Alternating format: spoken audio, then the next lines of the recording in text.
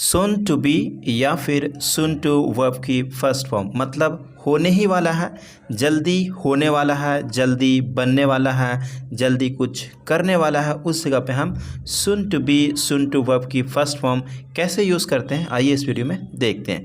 पहला स्ट्रक्चर यहाँ पे यही है। ओके, इसका बनाने का स्ट्रक्चर होता है subject is am are was were, उसके बाद सुन अबाउट टू बी या फिर सुन अबाउट टू वर्ब की फर्स्ट फॉर्म, उसके बाद कोई एक नॉन रख सकते हैं या तो ऑब्जेक्ट आएगा। ओके, चलिए कुछ एग्जांपल्स देखते हैं। जैसे तुम बहुत ही जल्द एक अमीर व्यक्ति बनने वाले हो।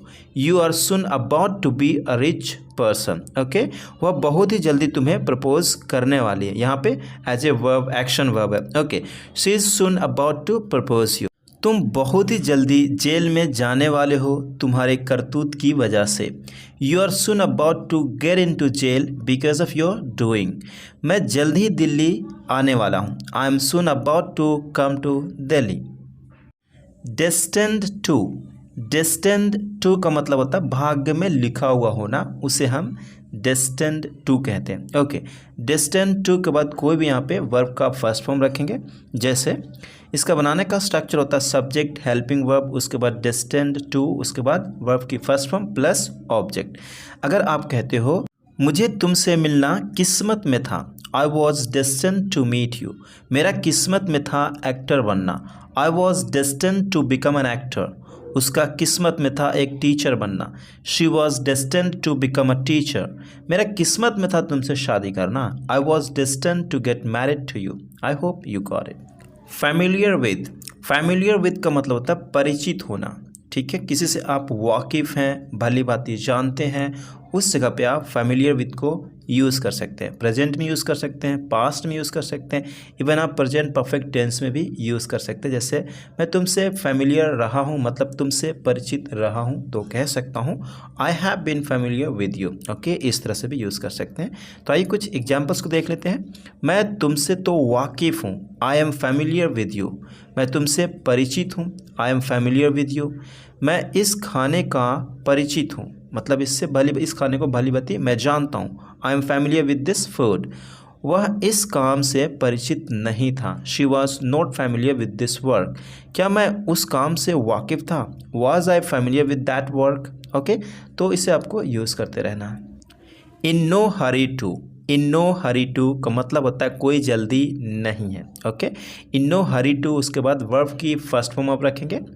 इसको प्रेजेंट और पास्ट में आसानी से आप यूज़ कर सकते हैं। अगर आप कहते हैं मुझे शादी करना कोई जल्दी नहीं है, तो कह सकते हैं आप I am in no hurry to get married. यहाँ पे हरी के बाद जो टू आता है, टू के बाद कोई भी वर्ब होगा आपको वर्ब की फर्स्ट फॉर्म रखना पड़ेगा। ओके, मुझे तुमसे बात करना कोई जल्दी नहीं था। I was in no hurry to talk to you. मुझे खाने के लिए कोई जल्दी नहीं था। I am in no hurry to eat. मुझे खाने के लिए कोई जल्दी नहीं है। I am in no hurry to eat. अगर पास्ट में तो वॉज लगाएंगे। ओके, विल बी भी यूज़ कर सकते हैं फ्यूचर में। No need to worry about it. Do ever verb की फर्स्ट फॉर्म। हालांकि आपने पढ़ा होगा कि इम्पेरेटिव में इस तरह से वहाँ जाओ, गो देयर, खाना खा लो, हैव फूड, इस तरह से आप यूज़ करते होंगे, राइट। लेकिन यहाँ पे डू उसके बाद वर्ब की फर्स्ट फॉर्म, इसमें क्या चक्कर है? तो ये सिंपली इम्फेटिक होता है, सेंटेंस पे जोर डालते हैं, एम्फेसाइज करते हैं। ओके, इसलिए डू पहले लगाते हैं, उसके बाद वर्ब की फर्स्ट फॉर्म रखते हैं। और एवर का मतलब तो कभी होता। ओके, तो हम इसमें सेंटेंस देखेंगे, बड़ा ही प्यारा सेंटेंस बनता है इससे। जैसे कभी तो शास्त्रीय संगीत सुनो। कभी तो, इस बात पे जोर डाल रहे हैं इम्फेटिक, कभी तो शास्त्रीय संगीत सुनो। Do ever listen to classical music. कभी तो ज़रूरतमंदों की मदद करो। Do ever help others in need. कभी तो सूर्योदय को देखो। Do ever watch the sunrise. कभी तो मुझसे बात करो। Do ever talk to me. कभी तो इसे खोलो। Do ever open it. Run out, run out का मतलब होता है ख़त्म हो जाना। कुछ भी चीज़ें ख़त्म हो जाती है, उस जगह पे हम रन आउट को यूज़ कर सकते हैं। जैसे मुझे और दूध खरीदने की ज़रूरत है क्योंकि दूध ख़त्म हो गया है। I need to buy more milk because the milk has run out. Gas स्तर की जांच करना ना भूले। गैस स्तर की जांच करना ना भूले। अगर गैस ख़त्म हो गई तो हम मुसीबत में पड़ जाएंगे। Don't forget to check the gas level. If the gas runs out of it we will get in trouble. Wink at का मतलब होता है आँख मारना। ओके, अगर मैं कहता हूँ जब तुम मुझे चुपके से आँख मारते हो तो मुझे पता चलता है कि तुम कुछ खास सोच रहे हो। When you wink at me secretly, I know you are thinking of something special. मैंने उसे आँख मारी तो वो मेरी तरफ मुस्कुरा दी। When I winked at her, she smiled at me. मैंने उसे यह बताने के लिए आँख मारी कि हमें साथ में हंसना चाहिए। I winked at him to let him know we should laugh together. Scratch का कई मतलब होता है, लेकिन यहाँ पे जो हम देखेंगे वो है खुजलाना के सेंस में। ओके, एज ए वर्ब हम यूज़ करेंगे खुजलाना। अगर आप खुजलाते हैं तो कह सकते हैं या आई एम स्क्रैचिंग, या फिर मैं खुजलाना नहीं चाहता, I do not want to scratch. तो स्क्रैच को यूज़ करिए खुजलाना के सेंस में भी। जैसे कुछ एग्जांपल्स देखते हैं।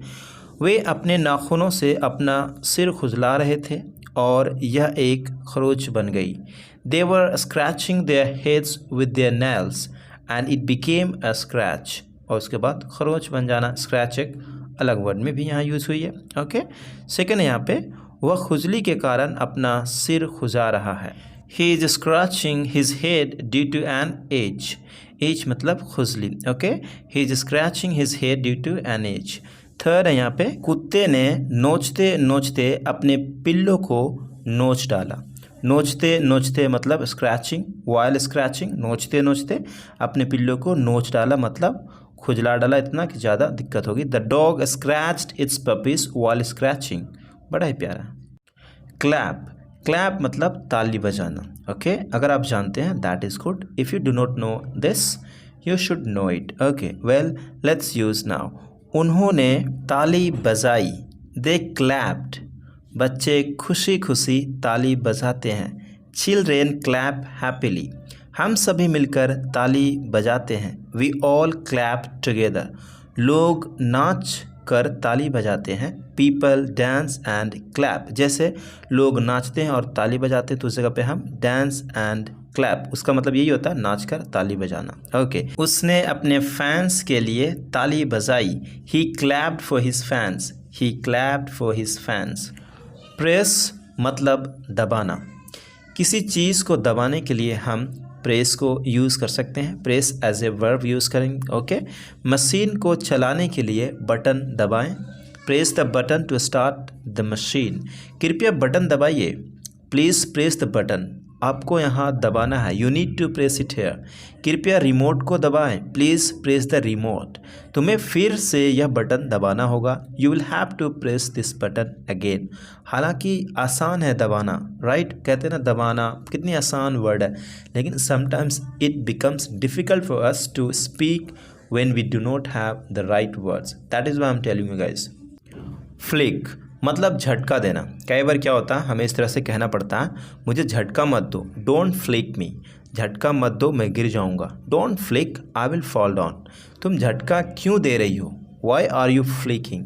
मतलब फ्लिक एज ए वर्ब झटका देने के सेंस में हम यूज़ करते हैं। ओके, नेक्स्ट इज स्ट्रोक मतलब सहलाना। कोई भी किसी को सहलाता है उस जगह पे स्ट्रोक को यूज़ कर सकता है। जैसे उसने प्यार से उसके बालों को सहलाया।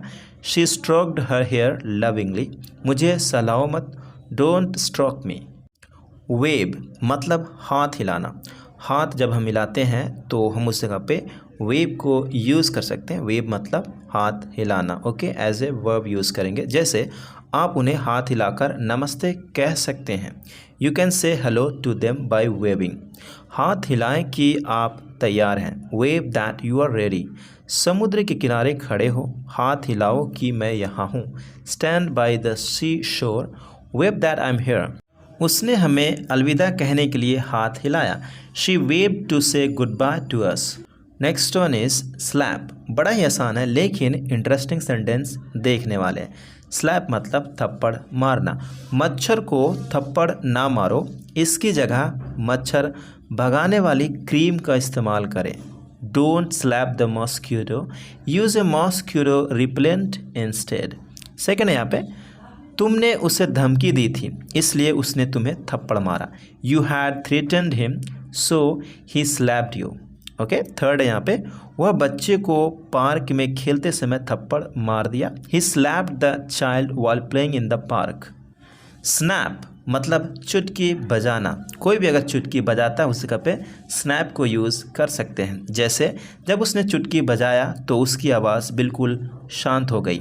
When he snapped, his voice went completely quiet. Okay, उसने अचानक से चुटकी बजाई। She suddenly snapped. चुटकी मत बजाना, don't snap. Okay, keep using this one as well. Next one is pinch, मतलब कोई भी किसी को पिंच करता है, चिकोटी काटता है, चिकोटी काटना, उस जगह पे हम पिंच कहते हैं, राइट। तो एज ए वर्ब इसे हम यूज़ करेंगे सेंटेंस में। जैसे क्या आप मुझे चिकोटी काट सकते हैं?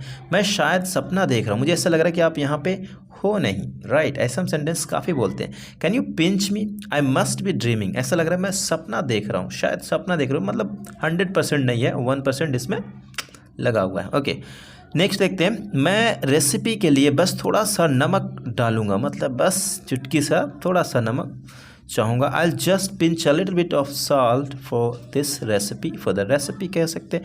मुझे खुद को चुटकी काटने की ज़रूरत है, यह सुनिश्चित करने के लिए कि मैं सपना तो नहीं देख रहा हूँ। I need to pinch myself to make sure I am not dreaming. Okay,